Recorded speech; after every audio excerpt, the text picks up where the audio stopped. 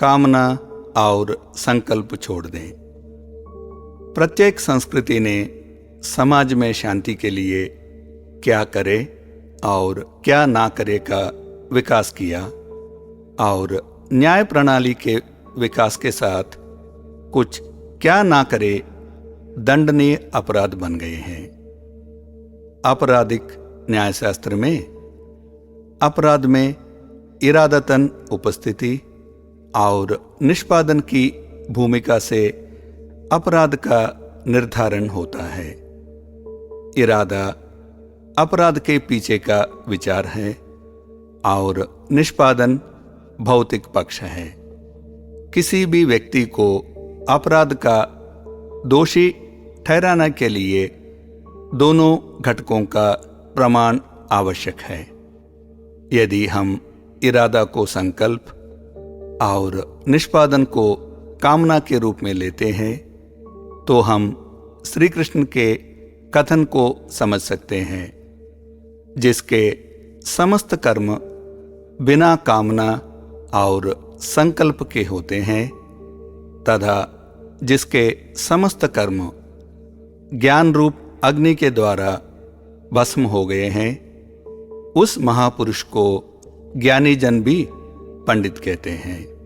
सामान्य तौर पर समाज तब तक संतुष्ट रहता है जब तक कि कोई अपराध ना हो, भले ही कोई आपराधिक इरादा से घूम रहा हो।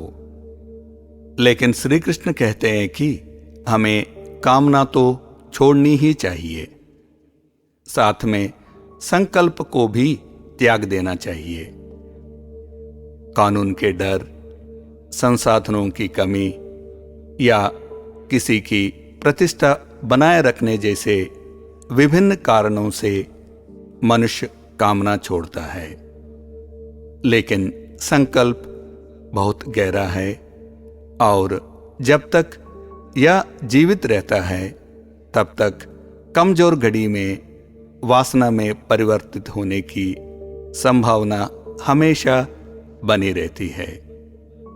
इसलिए श्री कृष्ण हमें न केवल काम को छोड़ने के लिए कहते हैं बल्कि संकल्प को भी छोड़ने के लिए कहते हैं, जो इच्छाओं का संचालक है।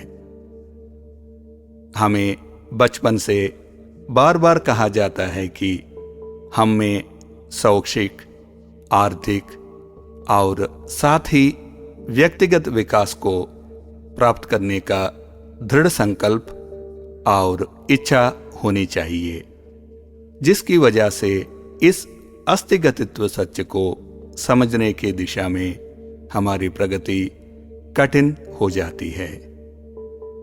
ध्यान देने योग्य बात यह है कि इच्छा तो इच्छा ही होता है, चाहे वह महान हो या हीन। जब काम और संकल्प को छोड़ दिया जाता है तो व्यक्ति निश्चल समाधि को प्राप्त करता है, जो आसक्ति, भय और क्रोध से मुक्त है। ऐसे स्थिति से उत्पन्न होने वाले कर्म इसी जागरूकता से तपकर और शुद्ध हो जाते हैं।